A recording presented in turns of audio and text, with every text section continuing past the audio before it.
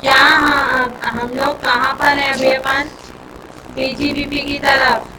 क्या हमारा section number 36 हो गया था पूरा? क्या है मैडम, ये याद नहीं हमें तो। अदर डिडक्शन, इंश्योरेंस प्रीमियम का आपको डिडक्शन क्या बोलो ना मिलेगा। इंटरेस्ट ऑन बोरोड कैपिटल का आपको डिडक्शन मिलेगा। सब्जेक्टेड टू उसका यूज कहाँ करना है? बिजनेस में। याद है ना कंडीशन पढ़ाई थी, हस्बैंड से मिले ले, वाइफ से ले, किसी से मिले ले, पेमेंट करने का क्या होना चाहिए? इंटेंशन होना चाहिए। उसके अलावा फिर हमने क्या पढ़ा था, और भी कुछ पढ़ा था। हेल्थ इंश्योरेंस प्रीमियम का मिलेगा। एम्प्लॉय के हेल्थ इंश्योरेंस प्रीमियम का क्या होगा? मिलेगा। ऐसे 100 में ध्यान रिकॉल करो पुराना चैप्टर प्रोविजन। और क्या था? और क्या था?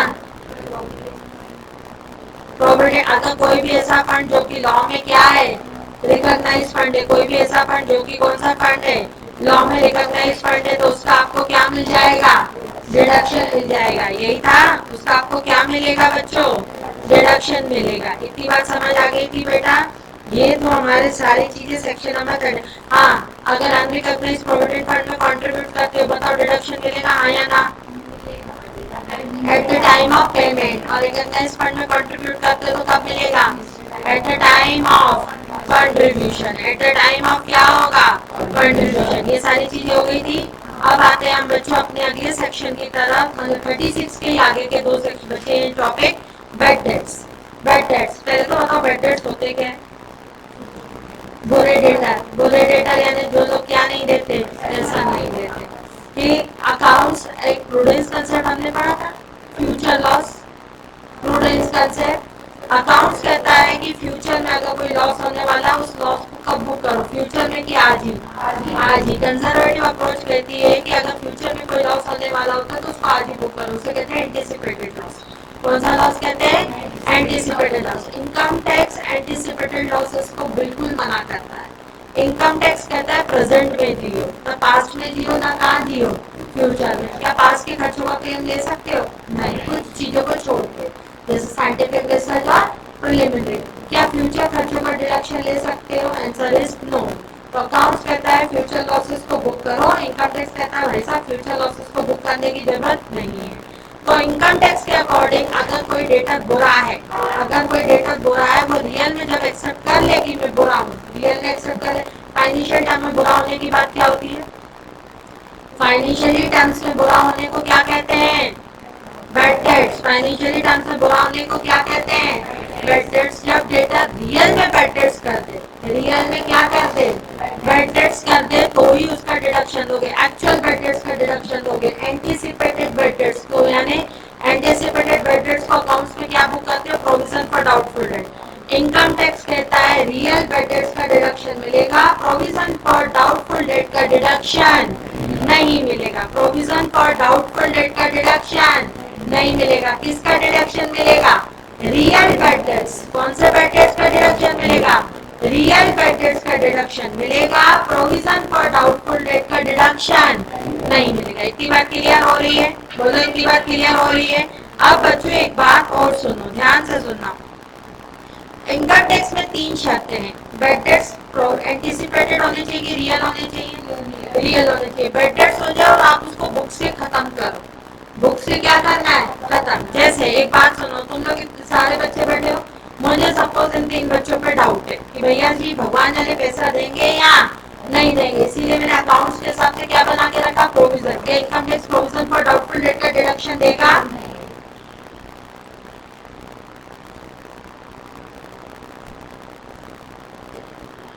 Income tax provision for doubtful debt का क्या नहीं देगा? बोलो ना। Income tax provision for doubtful debt का डिडक्शन नहीं देगा, लेकिन अकाउंट्स देता है। हाँ, अकाउंट्स तो देता है, लेकिन मैं यहाँ बात अकाउंट्स की कर रही हूँ। मैं यहाँ बात है कि कर रही हूँ इनकम टैक्स की। दूसरी शर्त ये है, बुक्स में खत्म हो जाना चाहिए। जैसे सपोज मैं सपोज एंट्री क्या होगी? Bad debts account debit to my. तीसरी चीज, बैड डेट्स का डिडक्शन तभी मिलेगा, बैड डेट्स का डिडक्शन तभी मिलेगा जब income profit and loss account के थ्रू रोटेट हुई हो। बैड डेट्स का डिडक्शन तभी मिलेगा जब income profit and loss account के थ्रू रोटेट हुई। इसका मतलब क्या? बैड डेट्स का डिडक्शन तभी मिलेगा जब income profit and loss account के थ्रू रोटेट हुई। ध्यान से सुनना। मैंने मयंक की फीस ड्यू की। बोलो एंट्री क्या होगी मयंक की फीस की? फीस ड्यू की। मयंक मेरा कौन है? डेटर। स्टूडेंट यानी डेटर है ना। एंट्री क्या होगी? डेटर। वैसे गुड सेल का तो एंट्री क्या होगी? Debtor account debit to cell.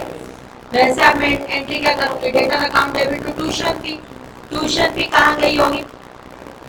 Bank में गई होगी। बैंक पैसा तो दे नहीं रहा ना वो। हाँ, ट्यूशन फी कहाँ गई होगी? प्रॉफिट एंड लॉस अकाउंट में एंट्री क्या हुई होगी? Tuition fee account debit to profit and loss account. क्या income profit and loss account के थ्रू रोटेट हो गई? अब मैंने ये इनकम रिसीव हुई है कि इनकम ड्यू हो गई है? ड्यू हो गई। कल 31 मार्च था मेरा। मैंने 31 मार्च को मैथ की फीस, सभी बच्चों की फीस ड्यू कर ली। सभी बच्चों की फीस मैंने क्या कर ली? ड्यू कर ली। क्योंकि ये मेरा सेशन था। ये मेरा सेशन सपोज खत्म होने पर है, बस 2 या 3 दिन का सिलेबस बाकी है। तो मैं इनकम इस साल की मानूं, 23-24 की मानूं कि 24-25 की मानूं? 23-24 की मानूं। तो मैंने सबकी इनकम ड्यू कर दी। अब भाई साहब सबने सबको बोला फीस ला दो। सबने फीस ला दी। मयंक को कंटिन्यूस बोले जा रही हूँ फीस ला दे, फीस ला दे, फीस ला दे। मयंक बोलता है माधुरी मैडम को नहीं दूंगा, तुम मेरा फोन नहीं उठाती हो। ठीक, तो मैं कैसे दूंगा तुम्हें फीस? तो भाई साहब अब हम लोग परेशान हो गए। बहन मेरे ढूंढते का दरवेश सब एक काल्पनिक है। ठीक है। हाँ, अब मयंक ने भाई साहब क्या नहीं दी? फीस नहीं दी। अब मयंक के क्या होगा? पढ़ के चला गया। मयंक का क्या हो गया? मयंक का पैसा हमारे लिए क्या हो गया? Bad debts. बताओ उस बैड डेट्स का डिडक्शन मिलना चाहिए? Answer is yes. सबसे पहले डेटा कनेक्टेड विद क्या है? बिजनेस। डेटा कनेक्टेड विद क्या है? बिजनेस की नहीं है। डेटा कनेक्टेड विद क्या है? बिजनेस। दूसरी शर्त क्या है? डेटा इनकम कहाँ से रोटेट हुई है? इनकम कहाँ से रोटेट हुई है? प्रॉफिट एंड लॉस अकाउंट से इनकम क्या हो चुकी है? रोटेट हो चुकी है। प्रॉफिट एंड लॉस अकाउंट से इनकम क्या हो चुकी है? रोटेट हो चुकी है। उसके बाद क्या है? जल्दी बताओ। प्रॉफिट एंड लॉस अकाउंट से इनकम क्या हो चुकी बच्चों? रोटेट हो गई है। ठीक, तो आपको उस बैड डेट्स का क्या मिलेगा? क्या ये रियल बैड डेट्स है कि प्रोविजन फॉर डाउटफुल डेट्स है? रियल। और मैंने बुक्स से उसको क्या कर डाला है? खत्म कर डाला है। आ रहा है बच्चे समझ में? बैड डेट्स के डिडक्शन के लिए सबसे पहले डेटा कनेक्टेड विद क्या होनी चाहिए? बिजनेस। बैड डेट्स रियल होने चाहिए कि प्रोविजनल होने चाहिए? रियल होने चाहिए। और बुक से राइट ऑफ हो जाना चाहिए। और कोई इनकम पहले प्रॉफिट एंड लॉस अकाउंट से क्या हुई हो? रोटेट हुई हो। कोई इनकम पहले प्रॉफिट एंड लॉस अकाउंट से क्या हुई हो? कोई भी इनकम पहले प्रॉफिट एंड लॉस अकाउंट से क्या हुई हो? रोटेट हुई हो। तो ही भाई साहब आपको क्या मिलेगा? क्या मिलेगा? डिडक्शन मिलेगा। अब एक शर्त और है, सुनना ध्यान। एक कहानी बता रही हूँ। मैंने सपोज विनीशा को लोन दिया। मैंने सपोज विनीशा को लोन दिया। पहले तो बताओ अकाउंट से उतार दो, एंट्री क्या होगी? मैंने विनीशा को लोन दिया, एंट्री क्या होगी? मैंने विनीशा को लोन दिया, एंट्री क्या होगी? हाँ, good. Loan account, loan and advance account debit to Vinisha. Vinisha, loan and advance account debit to Vinisha. To bank. To क्या होगी भाई? बैंक होगी ना, यही होगी ना। Loan and advances account debit to क्या होगी? क्लियर? कहानी क्लियर है? हाँ या ना?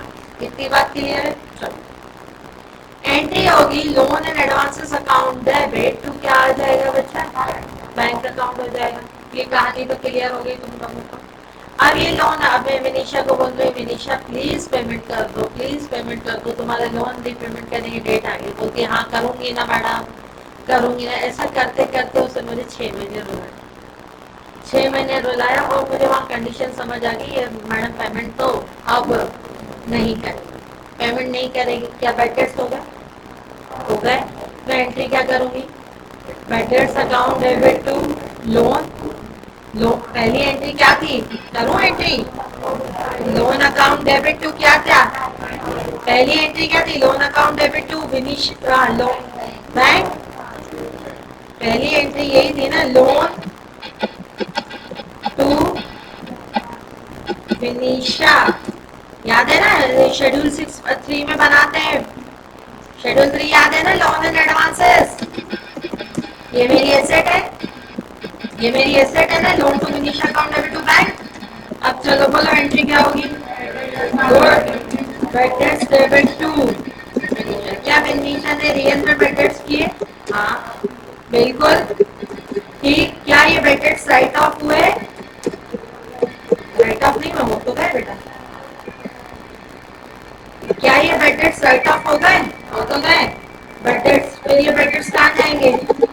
P&L अकाउंट डेबिट टू, बोलो ना, बैड डेट्स। यही कहानी होती है ना।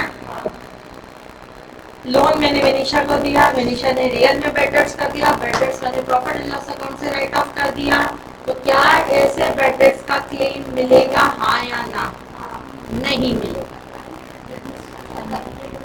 पहली बात, कनेक्टेड विद बिजनेस नहीं है। दूसरी शर्त क्या है? वहाँ कनेक्टेड विद लोन देना मेरा क्या बिजनेस है? दीपशिका का बिजनेस है लोन देना, आयमा का बिजनेस है लोन देना? नहीं, पहले तो कनेक्टेड विद बिजनेस है। दूसरी चीज हमने ये भी पढ़ी, बैड डेट्स का डिडक्शन तभी मिलेगा जब इनकम किससे रोटेट हुई हो? प्रॉफिट एंड लॉस अकाउंट से। क्या इनकम पहले प्रॉफिट एंड लॉस से रोटेट हुई है? नहीं। इसी की जगह कहानी किसकी चल रही थी? मयंक की चल रही थी। मयंक की एंट्री क्या हुई थी बच्चों? मयंक की एंट्री क्या हुई थी? मैंने मयंक की एंट्री क्या की थी? मयंक जी डेबिट किए थे, आया ना? मयंक जी से लेना था। मयंक से क्या लेना था बच्चों? वेरी गुड, मयंक से क्या लेना था? Tuition fee. क्या ये ट्यूशन फी P&L अकाउंट में रोटेट हुई थी? हुई थी नहीं हुई थी? ट्यूशन फी डेबिट टू, बोलो, ट्यूशन फी डेबिट टू क्या हुआ था? P&L। अब ये मयंक बैड डेट्स कर देता है। अब बोलो एंट्री क्या करूं मैं? Bad debts account, bad debts account debit to P&L। अच्छा, बाहर है बट नहीं, क्या कर रहे हो यार? Bad debts account debit to क्या किया होता मैंने? पैसा किसको नहीं देना? ट्यूशन फी तो नॉमिनल अकाउंट है ना, खत्म हो गया ना। तो टू क्या किया मैंने? हाँ, टू क्या किया मैंने? मयंक, तो क्या किया मैंने? मयंक। फिर ये मैंने एंट्री पास कर दी। कौन सी एंट्री पास कर दी बच्चों मैंने? बोलो, फिर मैंने कौन सी एंट्री पास की? Profit and loss account debit to क्या होगा? Profit and loss account debit to क्या आएगा बच्चा? Bad debts. यही की थी ना एंट्री पास? ठीक। तो बताओ, क्या इस ट्यूशन फी का बैड डेट्स का डिडक्शन मिलेगा? हाँ। विनीशा के लोन का डिडक्शन मिलेगा? नहीं। क्यों नहीं मिलेगा? क्योंकि लोन देना मेरी रेगुलर बिजनेस एक्टिविटी नहीं है। इनकम पहले P&L अकाउंट के थ्रू रोटेट होनी चाहिए, जो कि नहीं हुई हो। मयंक की फीस इनकम पहले दे। अच्छा, बैंकों को भी लोन बैड डेट्स होते हैं नहीं होते? बैंकों के बैड डेट्स होते हैं नहीं होते? बिल्कुल होते हैं बच्चा। बैंकों के भी क्या होते हैं? बैड डेट्स होते हैं। जब बच्चा बैंकों के बैड डेट्स होते हैं तो बताओ, बैंकों के बैड डेट्स का हमें डिडक्शन मिलता है, हाँ या ना? बिल्कुल हाँ। बैंकों के बैड डेट्स का आपको क्या मिलता है?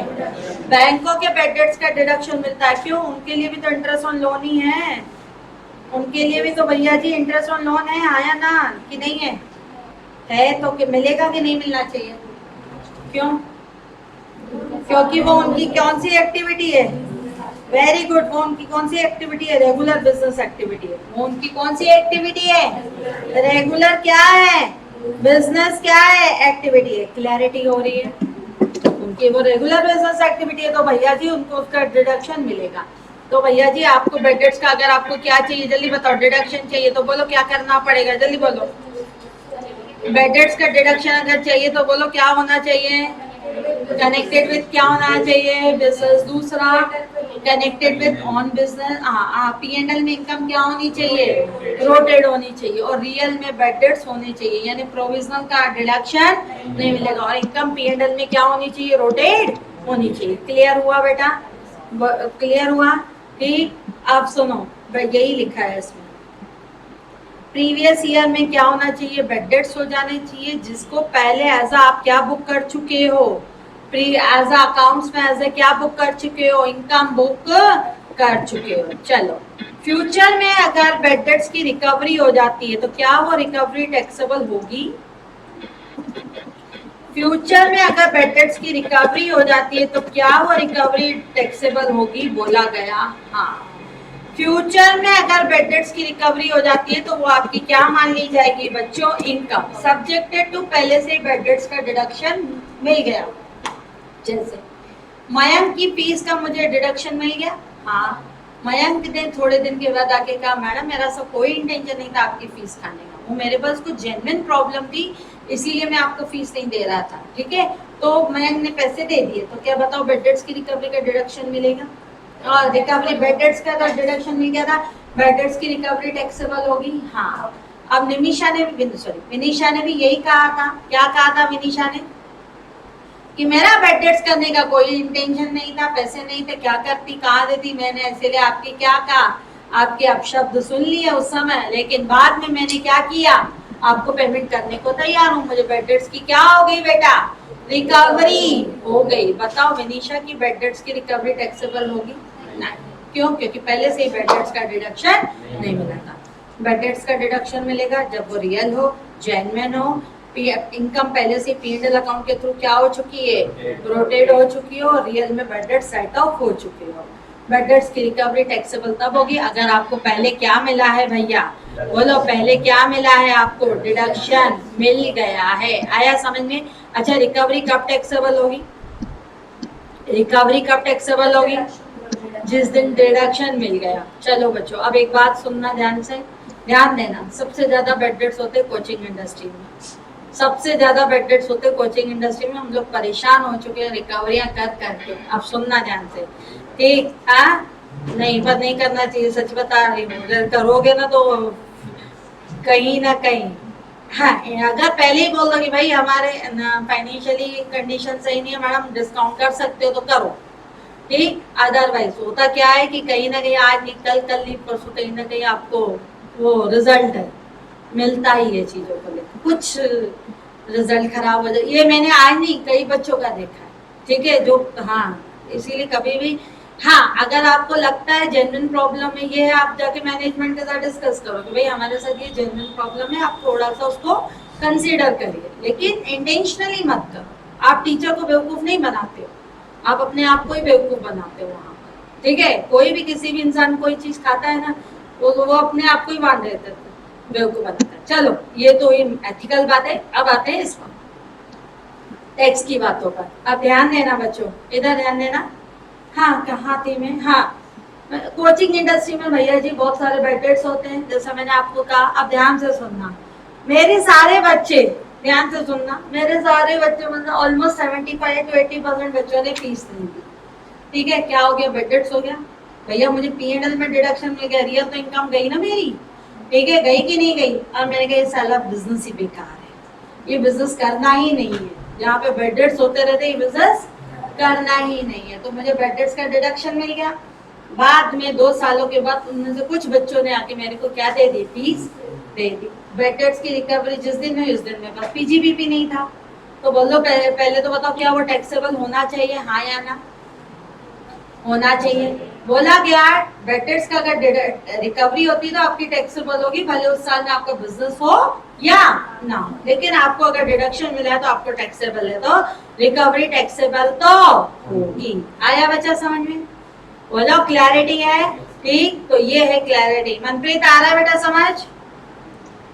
यस ठीक, चले आगे बढ़े बच्चों। ठीक, तो भैया जी बैड डेट्स की आपको क्या होगी? अगर आपको बैड डेट्स का क्या मिलता है? डिडक्शन मिलता है, तो बैड डेट्स की रिकवरी भी क्या हो जाएगी बच्चों? टैक्सेबल हो जाएगी। Clarity, confirmation. आगे बढ़े। चलो अब एक बात बताओ, ठीक, इंडियन गवर्नमेंट पॉपुलेशन को कंट्रोल करना चाहती है, हाँ या ना? ठीक, इसीलिए हमारे दो के क्या लगे रहते हैं, आए दिन नारे लगते रहते हैं और प्रमोशंस चलते रहते हैं कि फैमिली प्लानिंग किसी भी तरीके से क्या हो, कंट्रोल हो पाए। फैमिली प्लानिंग को प्रमोट करने के लिए, फैमिली प्लानिंग कंट्रोल को प्रमोट करने के लिए इंडियन गवर्नमेंट ने कुछ रिस्पॉन्सिबिलिटीज दूसरों पे भी दी है। यानी कंपनियों पर भी दिया। अच्छा एक बात बताओ, इसको छोड़ो अभी फैमिली प्लानिंग को, अगर हम जनरली सैलरी देती हूँ तो कितना डिडक्शन मिलता है? जनरली मैं अपने एम्प्लॉयज को सैलरी देती हूँ तो कितना डिडक्शन मिलता है? 100%। सैलरी देती हूँ कितना डिडक्शन मिलता है? 100। एसी खरीदा तो डेप्रिसिएशन। कार खरीदा तो प्रिलिमिनरी तो नहीं है ना, याद है ना सब कुछ? ठीक है, तो बच्चों एक लेकिन अगर कोई इंडियन कंपनी, बेटा फोकस करना, अगर कोई भी कंपनी अपने एम्प्लॉयज में फैमिली प्लानिंग को प्रमोट करने के लिए रेवेन्यू खर्चे करती है तो क्लेम 100% मिलेगा। कोई भी कंपनी अपने एम्प्लॉयज को में फैमिली प्लानिंग को प्रमोट करने के लिए कैपिटल एक्सपेंडिचर करती है तो 5 इक्वल एनुअल इंस्टॉलमेंट में डिडक्शन मिलेगा। कितनी एनुअल इंस्टॉलमेंट में डिडक्शन मिलेगा जल्दी बताओ? 5 इक्वल एनुअल इंस्टॉलमेंट में बच्चा क्या मिलेगा? डिडक्शन मिलेगा। समझ आ रही है शर्त बच्चों? अगर फैमिली प्लानिंग को प्रमोट करने के लिए, ध्यान दो, अगर फैमिली प्लानिंग को क्या करने के लिए बच्चों? प्रमोट करने के लिए कोई भी इंडियन कंपनी क्या करती है? फैमिली प्लानिंग को प्रमोट करने के लिए इंडियन कंपनी अगर क्या करती है जल्दी बताओ? क्या करती है? कैपिटल एक्सपेंडिचर करती है। क्या करती है?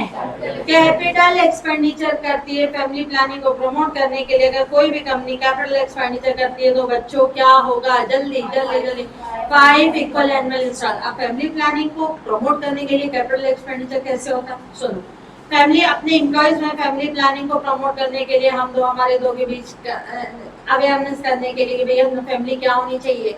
कम होनी चाहिए।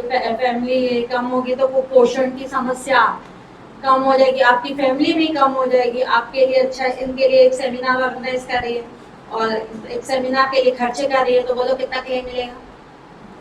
बोलो ना कितना क्लेम मिलेगा? अरे यार रेवेन्यू खर्चा है ना बच्चा, रेवेन्यू खर्चा है, कितना मिलेगा? 100%। अब एक कंपनी फैमिली प्लानिंग को प्रमोट करने, ध्यान से सुना है, कंपनी फैमिली प्लानिंग को प्रमोट करने के लिए क्या करेगी? कैपिटल खर्च करेगी। कैसे करेगी कैपिटल खर्च? कैपिटल खर्च कैसे करेगी?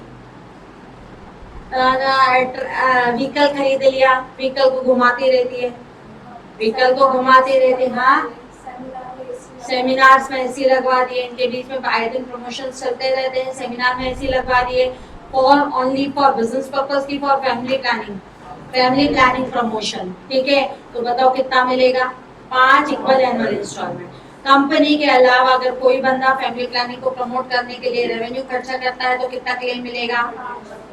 रेवेन्यू खर्चा करता है तो कितना क्लेम मिलेगा? 100%। और कैपिटल खर्चा करते हैं तो कितना मिलेगा? डेप्रिसिएशन। कंपनी करती है तो कैपिटल पे 5, रेवेन्यू पर 100। अदर देन कंपनी करती है तो कैपिटल पे डेप्रिसिएशन, कैपिटल पे डेप्रिसिएशन और अदर रेवेन्यू पे 100। आया समझ में? समझ आ रहा है बच्चों? This is called family planning promotion. चलो बच्चों अब ध्यान से सुनना, मैं अभी आज पूरा कंप्लीट करवा रही हूँ सेक्शन नंबर व्हाट 36। चले आगे बढ़े बच्चों, क्लियरिटी है। सेक्शन नंबर 36 में सिक्योरिटी ट्रांजैक्शन क्या है? टैक्स। सिक्योरिटी ट्रांजैक्शन क्या है? टैक्स। अब एक बात सुनो ध्यान से बच्चों, ये है मेरा क्या? Security transaction tax. क्या होता है सिक्योरिटी ट्रांजैक्शन टैक्स? क्या होता है सिक्योरिटी ट्रांजैक्शन टैक्स? इधर देखो, मैं अपना पोर्टफोलियो दिखाने में इंटरेस्टेड नहीं हूँ, मैं आपको एक एग्जांपल देने के लिए बता रही हूँ। हाँ क्या? अच्छा तेरे पैसे लगा दूँ, ठीक है। चलो सुनो बच्चा, इधर ध्यान से सुनो बेटा। अरे कुछ निकल गया शेयर, कुछ शेयर निकल गया, चलो अच्छी बात है। कौन सा शेयर निकला? सेल निकल गया। सुनो इधर ध्यान देना बच्चों। अरे पोर्टफोलियो पे नजर मत मार, तू पहले इधर कंसेप्ट को समझ। बेटा एक बात सुनो बच्चों, मैं मार्केट में पैसा लगाती हूँ, ठीक, जिस दिन मार्केट डाउन रहता है, जिस दिन मुझे लगता है ये शेयर बढ़ने वाला है, उस दिन उसको पहले खरीद लेती हूँ और क्या कर देती हूँ, मैं बेच देती हूँ। जैसे आज सेल के ही मैंने सेल खरीदा था 122 रुपए का, आज मैंने 143 रुपए में क्या कर दी थी, रात को ही बेट डाल दी थी, रात को ही बेट डाल देती, क्योंकि यहाँ तो टाइम मिलता नहीं है मेरे को, है ना। तो निकलना तो निकलेगा, नहीं निकलना तो कल परसों जब भी होगा निकल जाएगा। ठीक है, अब ध्यान से सुनना बच्चों। तीन तरीके के डीलर, तीन तरीके के इन्वेस्टर्स होते हैं, मैंने आप लोगों को पहले ही पढ़ाया है। एक होता है स्विंग ट्रेडर, एक होता है ट्रेडर, और एक क्या, वही ट्रेडर यानी इंट्रा। स्विंग ट्रेडर, क्या बोलते हैं, ट्रेडर, और एक होता है लॉन्ग टर्म इन्वेस्टर्स। ठीक, मैं क्या करती हूँ, कम पे खरीदती हूँ, 2-3 दिन, 4 दिन, 5 दिन, जिस दिन भी रेट 10% का मार्जिन, 15% का मार्जिन मेरे को मिल जाता है, तो मैं क्या कर देती हूँ बच्चों, बोलो ना, मैं क्या कर देती हूँ, इसको शेयर्स को क्या कर देती हूँ, सेल कर देती हूँ। बेटा ये मैं किसके थ्रू करती हूँ, ये मेरा क्या है, इधर देखो, ये मेरा क्या है, ब्रोकर। ब्रोकर है मेरा, कौन है ये मेरा ब्रोकर, कौन है, ग्रो। ठीक, ग्रो क्या करता है, देखो बहुत सारे ब्रोकर है, ग्रो है, एंजल वन है, जरोदा है, अपस्टॉक है, एम स्टॉक है, वगैरह वगैरह बहुत सारे ब्रोकर है। जिस ब्रोकर के थ्रू आप डील करते हो, ध्यान से सुनना, ध्यान देना, जब ब्रोकर के थ्रू आप डीलिंग करते हो तो ब्रोकर आपसे अपनी ब्रोकरेज चार्जेस लेता है। ब्रोकर आपसे क्या लेता है, अपनी ब्रोकरेज चार्जेस लेता है, साथ में एक सिक्योरिटी ट्रांजैक्शन टैक्स होता है, साथ में क्या कहलाता है आपका, सिक्योरिटी ट्रांजैक्शन टैक्स। मेरे को मोबाइल में तो बड़ी इजी है, क्या ये इंडेक्स है, लगा लगा सीख ही लेना ना, इससे अच्छा मेरे से क्यों नहीं सिखाऊंगा। हाँ, एक्चुअली क्या है ना बेटा, इंटर के बाद मैं इसीलिए बोलती हूँ, रीजन ये है कि एक बार आदत पड़ जाती है ना, फिर वो छूटती नहीं है। वो तो बढ़ सकता है, वो तो बढ़ सकता है, सिंपल सी बात है। मैं एक बात बताऊं, किसी भी ब्रोकर के थ्रू तुम लोग क्या खोल लो, मैं बहुत अच्छी बात बता रही हूँ, ना देखना भी नहीं है, दिन भर भी नहीं देखना, किसी भी ब्रोकर के थ्रू क्या कर लो, कोई भी आप अकाउंट खोल लो, जितनी आपकी पॉकेट मनी है उसका 20%, 500 तो सेविंग होती होगी, 500 तो सेविंग होगी, निफ्टी 20 में डाल दो, निफ्टी 20 या इपॉन पीएसयू इपॉन में डाल दो, मैं लिंक दे दूंगी आप लोगों को, उसमें डाल दो। किस दिन डालना है, रोज का, जितनी भी सेविंग है डिवाइडेड बाय क्या कर दो, 20 रुपए का, डिवाइड बाय क्या कर दो, 20 दिन होते हैं वर्किंग डेज, या टैक्स के अलावा ये कहाँ आ गई मैं, देखो इधर देखो, निफ्टी के ईटीएफ के फंड होते हैं, जैसे ये है निपॉन, ये है आपका कौन सा फंड है, निपॉन, ये दिख रहा है आपको, निपॉन इंडिया ईटीएफ 20। तुम लोग अभी शेयर मार्केट में मत घुसो, सिंपल सी बात है। देखो बेटा बच्चा, ये है, ध्यान से सुनना, 2030 तक इस मार्केट इंडेक्स को, अभी ये 22,500 पे चल रहा है, 2030 तक इसको कहाँ जाना है, 30,000 तक जाएगा ही जाएगा, कंफर्म है। तो जब तक तुम्हारा कैरियर खत्म हो, मतलब कैरियर खत्म नहीं, मतलब एजुकेशन कंप्लीट होगी, आपको एक काम करना है, निपॉन इंडिया ईटीएफ के 20 या पीएसयू बैंक का भी अभी दिखा दूंगी, वो भी जिस दिन मार्केट गिरा हुआ हो उस दिन आप क्या कर लो, आपकी पॉकेट मनी, जैसे आपको मंथली इन्वेस्टमेंट 1,000 रुपए करना है, 1,000 डिवाइडेड बाय 20 कितने, 1,000 डिवाइडेड बाय 20 रुपए कितना, 50। जिस दिन आपका मार्केट गिरा हुआ है उस दिन आपने, जैसे आज क्या 1 अप्रैल है, एक सपोज मार्केट गिर रहा है कब, 10 तारीख को, ठीक है, 50 रुपए के हिसाब से 50 × 10 कितना होता है, 500 रुपए डाल दिए, ज्यादा भी है तो ज्यादा भी डाल दो। अब मार्केट गिरने का पता कैसे लगता है, जो भी आप ब्रोकर के थ्रू आप काम करते हो, जिस भी ब्रोकर के थ्रू अगर आप क्या करोगे बच्चा, काम करोगे, वहां का ये होता है इंडेक्स, या ये क्या कहलाता है, इंडेक्स। यहाँ दिख जाएगा तुम्हें इंडेक्स, देखो कितने का गिरा हुआ है, अभी मार्केट इतना नहीं गिरा हुआ, ठीक है, ये जाता है 22,000, 22,100, अपना क्या बोलते हैं 21,800, 21,700 ऐसे ही आते हैं जिस दिन उस दिन खरीद दिख जाता है तुम्हें। इस दिन 2%, अगर जिस दिन भी 2% गिरा हुआ हो ना वो तुम्हें दिख जाएगा। ठीक है, सबसे अच्छा तरीका दिमाग भी नहीं लगाना, आपकी सेविंग भी होती रहेगी और आपका पोर्टफोलियो जब तक आपका एजुकेशन कंप्लीट होगा एक अच्छा खासा आपका पोर्टफोलियो बन जाएगा। निकालना मत, बस डालना ही। ठीक है, ठीक है, जो भी आपकी कैपेसिटी हो, मैं ये नहीं बोलूंगी 10,000 डालो, मैं ये नहीं बोलूंगी कि 20,000 डालो। ठीक है, और इसके अलावा कुछ भी अपना दिमाग लगाने की जरूरत नहीं है, क्योंकि कुछ और अगर दिमाग लगाओगे तो फिर क्या होगा, फोकस क्या होगा, पढ़ाई से हट जाएगा। सेविंग करने का बहुत अच्छा तरीका होता है। हमें अगर किसी ने बचपन में बताया होता तो सच में आज हम करोड़पति होते।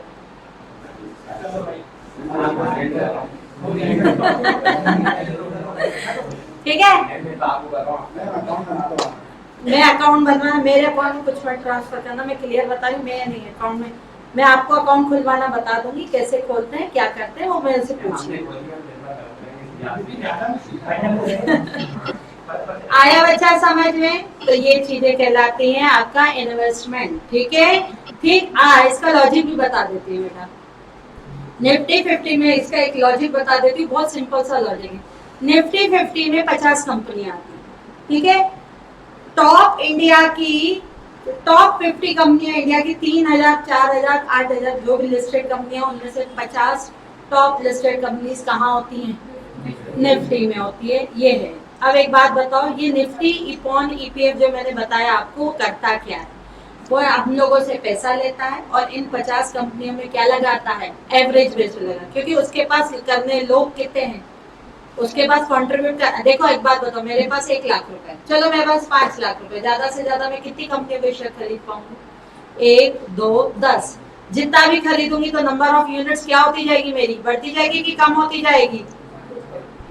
अरे कम है पैसा, तो पैसा कम है ना मेरे पास, तो एक यूनिट ही खरीद पाऊंगी। उसके पास कंट्रीब्यूट करने वाले का बहुत लोग हैं, जैसे हमारे जैसे भी बहुत सारे लोग हैं, पब्लिक होती है। वो जो अपन लोगों से पैसा कलेक्ट करती है वो पैसा कहाँ लगाती है? टॉप 50 में। देख लो टॉप 50 में Reliance, TCS, SDF bank, ICICI bank, SBI, Infosys, Tata motor, Adani का पूरा ग्रुप है इसमें, Adani port, UltraTech cement, Asian paint, Wipro में ऊपर से बता रही हूँ, पीडब्ल्यूसी, बजाज फिनसर्व। बच्चों इधर सुनो, इन 50 कंपनियों में ध्यान देना बेटा, इन 50 कंपनियों में अगर कुछ कंपनियां हर रोज हर सेक्टर नहीं चलता, कभी पावर सेक्टर का चलेगा तो कभी आईटी सेक्टर चलता है, तो ये पैसा 50 कंपनियों में लगाती है, एवरेज अपना पोर्टफोलियो बनाती है। एक कंपनी बढ़ती है और एक कंपनी गिरती है, तो अल्टीमेट आपका मार्जिन क्या हो जाता है? एवरेज। सपोज मैंने अपना आंख बंद करके पैसा इन्फोसिस में लगा दिया, इन्फोसिस लॉस में आने लगा, तो मेरा तो पूरा पैसा गया ना इन्फोसिस का। वो क्या करती है? बैलेंस बना के रखती है।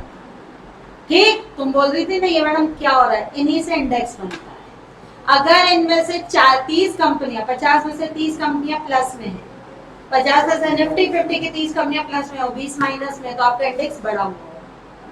ठीक, मार्केट बूम पर हो, इनमें से 40 कंपनियां गिरी हुई है, 10 कंपनियां बढ़ी है, तो मार्केट उस दिन क्या होता है? डाउन होता है। ठीक, उससे आपका क्या बनता है बच्चा? ये बनता है आपका, क्या बनेगा? ये क्या बनता है? इंडेक्स। क्या बनता है? इंडेक्स। ठीक है, अभी मई तक ही ये एक्सपेक्टेड है 24,000 पे पहुंचेगा, मई में ही एक्सपेक्टेड है। क्या कितना बचेगा? 24%। अभी निकालने का तरीका नहीं बताऊंगी, निकालने का तरीका फिर बाद में बताऊंगी, क्योंकि अगर अभी मैंने निकालने का तरीका बता दिया तो तुम लोगों का दिन भर ध्यान वहीं रहेगा, फिर पढ़ाई का फोकस छोड़ दो। समझे? सिंपल सी बात है, इसे कहते हैं systematic investment plan, SIP, systematic investment plan. अरे तुम तो इतना भी माथापच्ची मत करो, तुम्हारा 1,000 रुपए है ना, अगर तुम्हारे महीने की सेविंग 1,000 रुपए ना, जिस दिन मार्केट गिरा हो ना पूरा 1,000 रुपए डालो, उसके बाद 1 महीने तक देखो ही मत, क्योंकि तुम्हारा 1,000 का कोटा माफ पूरा हो चुका है। अगले महीने फिर जिस दिन मार्केट गिरे ना 1,000 रुपए डाल। ठीक है, आया समझ? चले आगे बढ़े।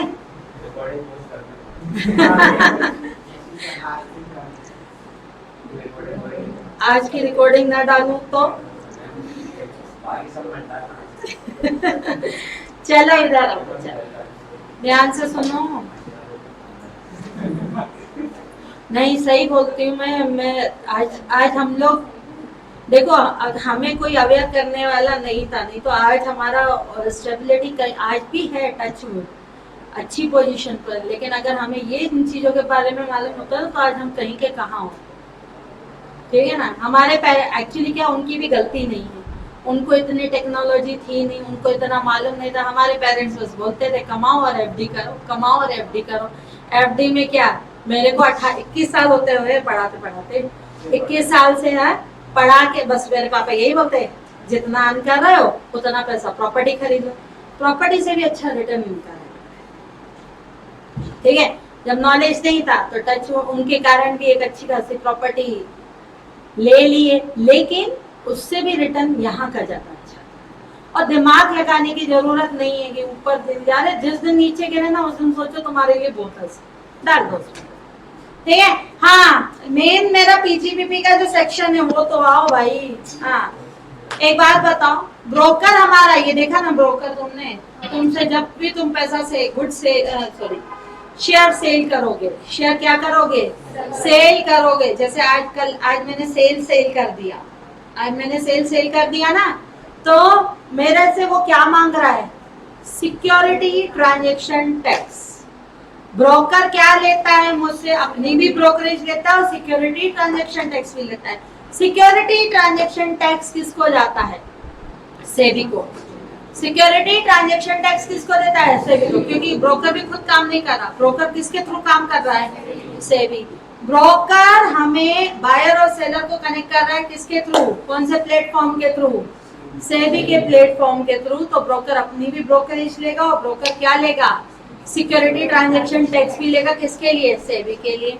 तो बोला गया अगर कोई बंदा इंट्राडे ट्रेडर है, इंट्राडे ट्रेडर है यानी रोज खरीदता है और रोज बेचता है। अगर कोई बंदा इंट्राडे ट्रेडर है, इंट्राडे ट्रेडर है यानी रोज खरीदता है और रोज क्या करता है, बेचता है, तो उसके ऊपर जो भी सिक्योरिटी ट्रांजैक्शन, पहले तो रोज खरीदना रोज बेचना कैपिटल गेन में जाएगा कि पीजीबीपी में जाएगा, कैपिटल गेन में जाएगा कि पीजीबीपी में जाएगा, पीजीबीपी में जाएगा। तो उसको जो भी सिक्योरिटी ट्रांजैक्शन टैक्स पे करेगा या अपना क्या बोलते हैं, बोलो ना, ब्रोकरेज चार्जेस पे करेगा, जो भी चार्जेस लगेंगे भैया जी उनका क्या मिलेगा, आपको डिडक्शन मिलेगा। समझ आया, समझ आ रहा है, ठीक। लेकिन अगर आप ट्रेडर नहीं हो, आप कौन हो, इन्वेस्टर हो, तो इन्वेस्टर कहाँ जाएगा, मैं कहाँ जाती हूँ, पीजीबीपी में कि कैपिटल गेन में, कैपिटल गेन में। कैपिटल गेन में सिक्योरिटी ट्रांजैक्शन टैक्स का डिडक्शन नहीं मिलेगा, इन्वेस्टर को सिक्योरिटी ट्रांजैक्शन टैक्स का डिडक्शन नहीं मिलता है। लेकिन अगर ट्रेडर हो तो सिक्योरिटी ट्रांजैक्शन टैक्स का डिडक्शन मिलेगा। मुझे मिलता होगा सिक्योरिटी ट्रांजैक्शन टैक्स, नहीं, क्योंकि मैं ट्रेडर नहीं हूँ, मैं कौन हूँ, मैं कौन हूँ, इन्वेस्टर। ठीक, तुम लोग भी अगर इन्वेस्ट करते हो तो तुम्हें भी सिक्योरिटी नॉमिनल से चार्ज लगता है 0.01%, ठीक, लेकिन उसका डिडक्शन नहीं मिलेगा। इतनी बात समझ आई। इसी तरीके से आप कमोडिटी मार्केट में डील करते हो, कौन से मार्केट में डील करते हो, कमोडिटी मार्केट में, गोल्ड, ठीक, राइस, वीट, ये कमोडिटी मार्केट होते हैं, इनमें भी क्या होती है, ट्रेडिंग होती है। कमोडिटी मार्केट शाम को खुलता है, ठीक है। अगर आप कमोडिटी मार्केट में अगर आप क्या करते हो बच्चों, डील करते हो, तो भी आपको बच्चों क्या नहीं मिलेगा, डिडक्शन नहीं मिलेगा, इसे कमोडिटी ट्रांजैक्शन टैक्स का डिडक्शन नहीं मिलेगा। अगर आप इंट्राडे करते हो, फ्यूचर और ऑप्शन करते हो, तो उसे कहते हैं, फ्यूचर और ऑप्शन को कहा जाता है डेरिवेटिव। फ्यूचर और ऑप्शन को कौन सा इंस्ट्रूमेंट कहा जाता है, डेरिवेटिव। हम लोग डेरिवेटिव्स में डील नहीं करते, हम लोग नहीं करते। जो ट्रेडर होता है वो चाहे वो कर सकता है, ठीक है। तो ट्रेडर को सिक्योरिटी ट्रांजैक्शन टैक्स का डिडक्शन मिलेगा कि नहीं मिलेगा, ट्रेडर को सिक्योरिटी ट्रांजैक्शन टैक्स का डिडक्शन मिलेगा, कमोडिटी ट्रांजैक्शन टैक्स का डिडक्शन मिलेगा। अगर आप इन्वेस्टर हो तो सिक्योरिटी ट्रांजैक्शन टैक्स का डिडक्शन नहीं मिलेगा। आया बच्चा समझ में, बोलो समझ आया। सेक्शन 36 यहाँ पे पूरा का पूरा हो गया कंप्लीट। सेक्शन 36 में हमने क्या क्या पढ़ा, जल्दी बताओ। सेक्शन 36 में हमने क्या क्या पढ़ा, जल्दी बताओ। सेक्शन 36 में हमने क्या क्या पढ़ा, इंटरेस्ट ऑन बोरोड कैपिटल, उसके बाद insurance premium, health insurance premium पढ़ा था, उसके बाद हाँ जीरो कूपन बॉन्ड्स पढ़े, और एम्प्लॉयर कॉन्ट्रीब्यूशन एंड रिकॉग्नाइज की अनरिकॉग्नाइज, रिकॉग्नाइज दोनों पढ़े। रिकॉग्नाइज का डिडक्शन मिलेगा कॉन्ट्रीब्यूशन के टाइम पर, अनरिकॉग्नाइज का डिडक्शन मिलेगा कब? एट द टाइम ऑफ क्या मिलेगा? Payment. At the time of क्या मिलेगा? पेमेंट। या इतनी बात क्लियर हो रही है? हाँ या बच्चों नहीं? यस, क्लैरिटी है? ठीक, हाँ बढ़े, आगे बढ़े। चलो now we will start section number 37। क्या स्टार्ट करेंगे बच्चा? सेक्शन नंबर 37 स्टार्ट करेंगे। क्या है सेक्शन नंबर 37? ध्यान से सुनना। सेक्शन नंबर, इधर आदित्य ध्यान से सुनो। सेक्शन इधर देखना ध्यान से। सेक्शन नंबर 37 क्या क्या है? सेक्शन नंबर 37 क्या कहता है? इधर देखना। सेक्शन नंबर 37 रेसिडुअल हेड है। कौन सा हेड है? सेक्शन नंबर 37 कौन सा हेड है? रेसिडुअल हेड है। क्या होता है रेसिडुअल हेड? ध्यान से सुनो बच्चों। रेसिडुअल हेड क्या होता है? रेसिडुअल हेड यानी जहां पे स्पेसिफिक कोई सेक्शन प्रवेल न करता हो, जहां पे स्पेसिफिक कोई सेक्शन प्रवेल न करता हो, वहां पे आपका कौन सा सेक्शन कवर हो जाता है? सेक्शन नंबर क्या कवर हो जाएगा? 37। अगर आपका कोई भी स्पेसिफिक क्या नहीं कवर हो रहा बच्चा? सेक्शन क्या नहीं हो रहा? कवर नहीं हो रहा। इधर ध्यान देना बच्चों, इधर फोकस करो, ध्यान से सुनना। सैलरी कहीं पढ़ा हमने? 36 में पढ़ा था सैलरी? नहीं। 35 में पढ़ा? 35 में तो साइंटिफिक रिसर्च पढ़ा, VRS पढ़ा, स्पेसिफिक पढ़े। बेटा हर बिजनेस के अपने अलग अलग खर्चे होते हैं। हर बिजनेस के बच्चे अलग अलग क्या होते हैं? हर बिजनेस के अलग अलग डेविएशन है, अलग अलग खर्चा है, सब कुछ अलग अलग है। ध्यान देना, हर बिजनेस के बच्चों अलग अलग खर्चे होते हैं, अलग अलग खर्चे। इतने खर्चे लॉ में मेंशन करना क्या नहीं था? इतने खर्चे लॉ में मेंशन करना क्या नहीं है? पॉसिबल नहीं है। इसके लिए कॉमन सेक्शन बना दिया गया, residual section, section number 37। Section number 37 में कहा गया, सेक्शन नंबर 37 में कहा गया 5 शर्तें पूरी करोगे। कितनी शर्तें पूरी करोगे? 5 शर्तें पूरी करोगे तो खर्चों का डिडक्शन मिलेगा। 5 शर्तें पूरी नहीं करोगे तो आपको क्या नहीं मिलेगा? खर्चों का डिडक्शन नहीं मिलेगा। वो 5 शर्तें कौन कौन सी? 5 शर्तें मैं पहले ही पढ़ा चुकी हूँ सेक्शन नंबर 29 में, फिर मैं रिपीट कर रही हूँ। पहली शर्त, खर्चे कनेक्टेड विद बिजनेस। दूसरी शर्त, खर्चे कनेक्टेड विद ऑन बिजनेस। पहली शर्त खर्चे कनेक्टेड विद बिजनेस, दूसरी शर्त खर्चे कनेक्टेड विद ऑन बिजनेस। क्या आइमा को मेरे खर्चों का डिडक्शन मिलेगा? नहीं। मेरे को आइमा के खर्चों का डिडक्शन मिलेगा? नहीं। है बिजनेस तो भी नहीं मिलेगा। पर्सनल खर्चे नॉट अलाउड है, पढ़ाया था ना मैंने, क्योंकि कनेक्टेड विद बिजनेस। फिर इनका ड्यूरिंग द प्रीवियस ईयर, इनका क्या होने चाहिए? ड्यूरिंग द क्या होने चाहिए? Previous year. फिर क्या थी शर्त? It must be legal, it must be legal expenditure. याद है ये कौन से खर्चे होने चाहिए? लीगल। चलो एक बात बताओ, इधर ध्यान देना। एमपीबी इलेक्ट्रिसिटी बिल का मेरे को डिडक्शन मिलता होगा? इलेक्ट्रिसिटी बिल का मेरे को डिडक्शन मिलता होगा? मिलेगा ना? ठीक, मिलेगा। चलो बच्चों, सपोज मैंने इलेक्ट्रिसिटी वालों को, सपोज वो क्या बोलते हो आप लोग क्या बोलते हो, मीटर सेट करवा देते हैं, जिससे बिल क्या आता है? कम आता है। मीटर सेट करवा दिया, बिल कम आया, मैंने उसको ऊपर से क्या दे दिए? सपोज 3000 रुपए दे दिया, अब मिलेगा उसका डिडक्शन? क्यों? इलीगल है। क्या है? इलीगल है। दाऊद को जानते हो सब लोग? दाऊद इब्राहिम अपने स्टाफ को सैलरी देता है, डिडक्शन मिलेगा? नहीं मिलेगा। सैलरी देना इलीगल है। हमने कहा सुनो, दाऊद है तो नहीं। इलीगल बिजनेस की illegal income, legal income both are taxable. Legal business की both income taxable, but only illegal expenses. चाहे बिजनेस लीगल हो चाहे बिजनेस इलीगल हो, इलीगल एक्सपेंसेस नॉट अलाउड।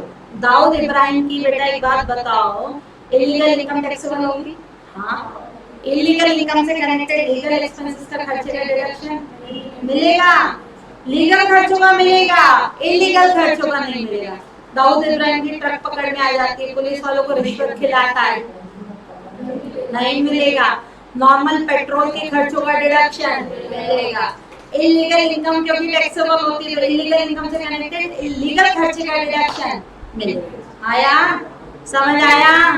ठीक, तो ये हाँ तो बदमाशी करे तभी तो उसके ऊपर पनिशमेंट लगा रहे हैं। एक तो इनकम कमा रहा है, दूसरा टैक्स नहीं दे रहा। पागल हो क्या? देना चाहिए ना टैक्स। अगर हम इलीगल बिजनेस ही इलीगल पीजीबीपी में हटा दे तो और बदमाशी इन लोगों की शुरू हो जाएगी। समझो ना, इलीगल बिजनेस के लीगल खर्चे डिडक्शन मिलेगा, क्योंकि इलीगल बिजनेस की इनकम क्या होती है बच्चा? वो क्रिमिनल एक्ट जाने, वो क्रिमिनल एक्ट जाने। इनकम टैक्स बोलता तुम जो कमाओगे, मैं इनकम टैक्स को तो छापा मारूंगा तुम्हारी बिजनेस की इनकम। तुम्हें तुम्हारा बिजनेस बंद करना है, तुम्हें वो क्या है, सीबीएसई जाने, सीबीआई सॉरी। ठीक है, ठीक है। हम यहाँ पे इनकम को क्या करेंगे बच्चों? टैक्सेबल करेंगे। कीमत इंश्योरेंस पॉलिसी के अगर एम्प्लॉय का इंश्योरेंस करवाते हो मिलेगा ना, पढ़ाया ना मैंने, पढ़ाया था। अपने पार्टनर का प्रीमियम करवाते हो मिलेगा? हाँ, पार्टनर्स का मिलेगा। प्रोप्राइटर अपना करवाता है तो मिलेगा नहीं, क्योंकि ये कौन सा एक्सपेंस माना जाता है? पर्सनल। कौन सा एक्सपेंस माना जाता है? पर्सनल। चलो अब एक बात बच्चों सुनो ध्यान से, एक बात सुनना, फिर सुनो बेटा, बच्चों एक बात ध्यान से सुनना। सीएसआर पढ़ा है? कंपनी लॉ, कंपनी लॉ नहीं पढ़ा कि पढ़ा है? Corporate social responsibility. हर कंपनी को, बड़ी बड़ी जो कंपनियां होती हैं उनको अपना पैसा सीएसआर में कंट्रीब्यूट करना जरूरी होता है। कॉर्पोरेट सोशल रिस्पॉन्सिबिलिटी, ये पैसा क्या होता है? सोशल वेलफेयर के लिए काम होता है। ये पैसा काय के लिए काम किया जाता है? सोशल वेलफेयर के लिए किया जाता है। अगर वो आप लोग लॉ में पढ़ोगे, सीएसआर का पैसा बोला गया, अगर कोई भी कंपनी सीएसआर में कंट्रीब्यूट करती है, वो कंट्रीब्यूट करना लॉ में जरूरी है, लेकिन ये पैसा सोशल वेलफेयर के लिए यूज होता है, not connected with the business. तो सीएसआर का पैसा डोनेशन के अलाउड है कि डिसअलाउड है? डिसअलाउड है। सीएसआर का पैसा क्या है? लॉ भले कंपलसरी करेगा, लेकिन हम यहाँ पे क्या करेंगे? इसको डिसअलाउ करेंगे। ठीक है, कंपनी लॉ में जरूरी है, इनकम टैक्स लॉ में क्या है? डिसअलाउड है। चले आगे बढ़े बच्चा, बोलो आगे बढ़े। उसके अलावा अच्छा एक बात बताओ, व्हाइट वॉश करवाया मिलेगा? मिलेगा ना, व्हाइट वॉश करवाया मिलेगा। ठीक, रिपेयरिंग करवाई मिलेगा? मिलेगा। आज अभी चुनाव आने वाले, चुनाव आने वाले, कई कंपनियां पॉलिटिकल कंपनियों को, पॉलिटिकल पार्टीज को क्या करती हैं? डोनेशन देती, क्योंकि इनको कैंपेन करना है अपना, कैंपेन करने के लिए पैसा चाहिए। पैसा क्या कैसे मिलता है इनको? कैसे? डोनी कंपनी डोनेशन देती है। ये लोग पॉलिटिकल पार्टी कंपनी को बोलती है हम इलेक्शन जीत के तुम्हारे लिए ये काम करेंगे, तुम्हारे लिए ये काम करेंगे, तुम्हारे लिए इधर रिलीफ देंगे, तुम्हें इतनी सब्सिडी देंगे, लेकिन उसके लिए हमें कैंपेन करना जरूरी है। कैंपेन करने के लिए कहाँ पैसा आना चाहिए? डोनेशन से। डोनेशन कौन देता है? जनरली अपन लोग देते हैं। जनरली डोनेशन कौन देता है? कंपनियां। तो बोला गया कोई भी बंदा पॉलिटिकल पार्टी के को डोनेशन देता है तो वो क्या है? डिसअलाउड, क्योंकि कनेक्टेड विद बिजनेस नहीं है, कनेक्टेड विद बिजनेस नहीं है। अच्छा कैश, इधर ध्यान से सुनना, चोरी हो गया, चोरी हो गया बिजनेस से कैश, बताओ मिलेगा कि नहीं मिलेगा? Loss by theft, cash loss by theft, connected with business. बेटा कनेक्टेड विद बिजनेस ही है ना, कनेक्टेड पर्सनल है क्या कैश? कनेक्टेड विद बिजनेस है। तो अगर आपका चोरी हो गया कैश तो भी डिडक्शन मिलेगा, सब्जेक्टेड टू आपने पुलिस में कंप्लेन की हो। कई बार क्या होता है लोग अपनी चोरी कर लेते हैं ताकि हमें क्या मिल जाए? डिडक्शन मिल जाए। तो वो नहीं, पीजी आपने क्या किया हो, पुलिस में क्या कर दी हो? कंप्लेन। अब कोई डाका डल रहा है आपके में और आप बिना कंप्लेन किए रह सकते हो क्या? नहीं, मतलब इंटेंशनली आप चोरी है ही नहीं कुछ। समझ आया? ठीक, तो सेक्शन नंबर कौन सा? 37 कॉमन सेक्शन है। 5 शर्तें पूरी होंगी तो डिडक्शन मिलेगा, 5 शर्तें पूरी नहीं होंगी तो डिडक्शन नहीं मिलेगा। इसमें से कुछ चीजें स्पेसिफिक दी गई हैं। सीएसआर में कंट्रीब्यूट करोगे तो डिडक्शन नहीं मिलेगा, पॉलिटिकल पार्टी को कंट्रीब्यूट करोगे तो नहीं मिलेगा, इनकम टैक्स पे करते हो नहीं, इनकम टैक्स पर्सनल टैक्स होता है, इनकम टैक्स का डिडक्शन आपको नहीं मिलेगा। अच्छा इनकम टैक्स को how to calculate income tax, इसके लिए आपने सीए को हायर किया, बोलो कंसल्टेंसी फी का डिडक्शन मिलेगा। कंसल्टेंसी किसकी दे रहा है? वो आपकी थोड़ी ना दे रहा है, आपके बिजनेस का डाटा देख रहा है, फाइनेंशियल डाटा देख रहा है। तो सीए की कंसल्टेंसी फीस का मिलेगा, सीएस के पेमेंट का मिलेगा, सीएमए के पेमेंट का मिलेगा, लेकिन इनकम टैक्स का डिडक्शन नहीं मिलेगा, सीएसआर का डिडक्शन नहीं मिलेगा, पॉलिटिकल पार्टी को कंट्रीब्यूट करते तो डिडक्शन नहीं मिलेगा। क्या इतनी बात क्लियर हुई? बोलो इतनी बात क्लियर हुई? चलो कल हम पढ़ेंगे डिसअलाउड खर्चे, जो प्रैक्टिकली अकाउंट्स में लिखते हैं अलाउड है, लेकिन वो क्या है हमारे लिए पूरी तरीके से क्या है बच्चों, डिसअलाउड। ठीक है बच्चा, और करूं क्लास ऑनलाइन।